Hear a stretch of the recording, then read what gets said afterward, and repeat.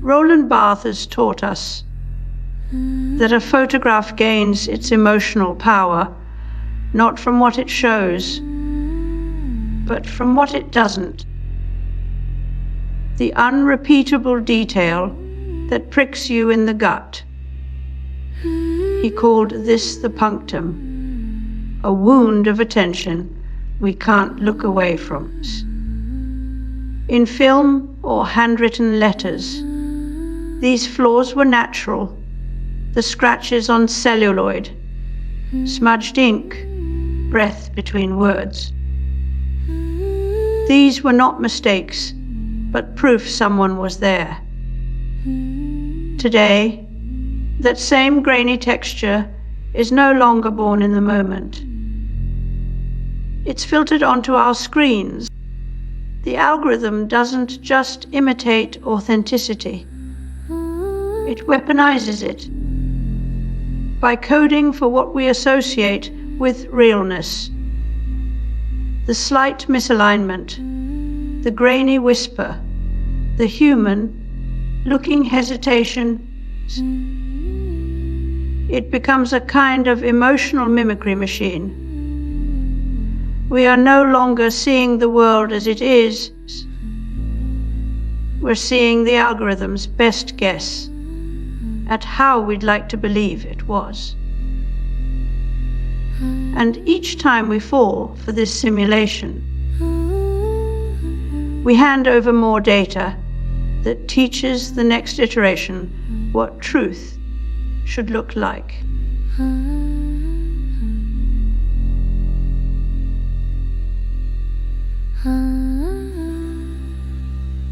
In the early days of digital music, machines played too cleanly, too perfectly in time and tone, to make them feel human. Engineers added jitter to the beats and randomized timing.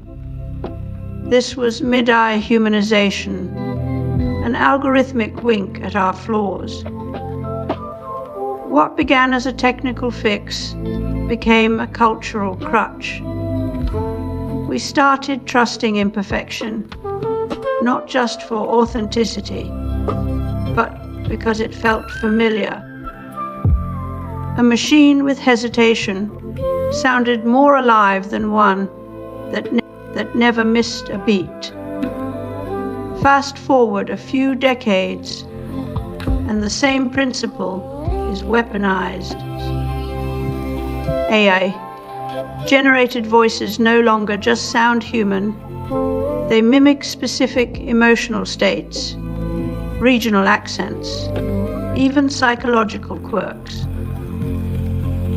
These systems don't just replicate speech, they simulate personality. The result, a world where every whisper can be faked with surgical precision. We no longer hear a voice. We detect a signature, one we're expected to trust because it feels real. But authenticity has become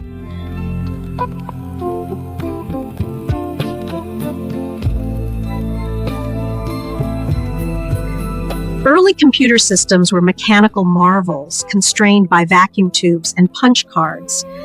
Their architects had to balance speed with reliability in an era when authenticity becomes a feature, not a condition.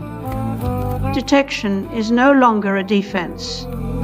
It's another layer in the simulation. Consider Meta's AI. Generated posts. They're designed to pass algorithmic checks and human judgment alike.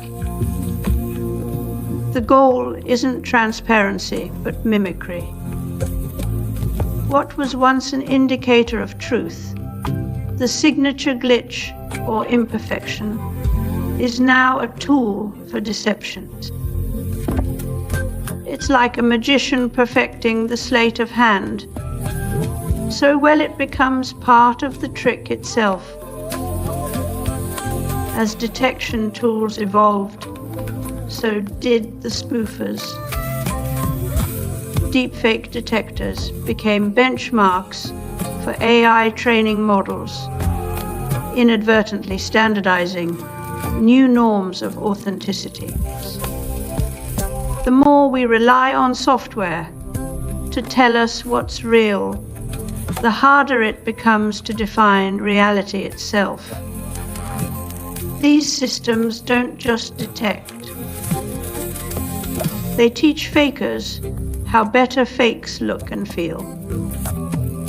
The final irony, human verification has become a marketable product, sold not by people, but by AI pretending to be them. This isn't about simulating consciousness, it's about simulating the X-perception of it.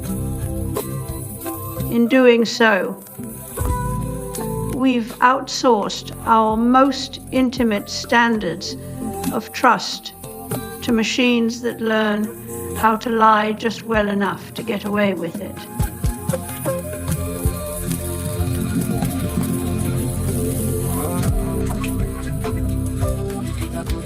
Authenticity is no longer about origin.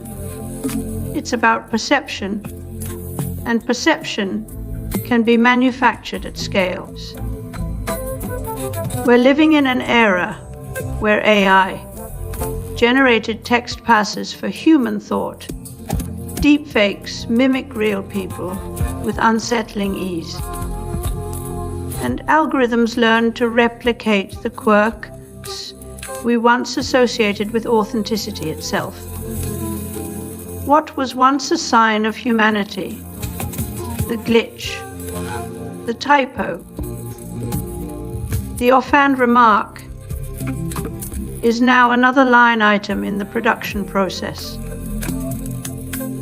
The machine doesn't just copy nature, it improves on it. The future may not be about distinguishing the real from the fakes.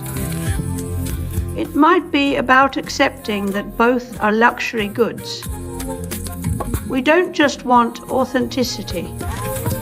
We want its absence to feel intentional, curated, desirable. There is irony in a world where fakeness must be sold as artful imperfection, because even our doubt has been made to look deliberate. Perhaps truth will no longer be an argument. It will be a brand.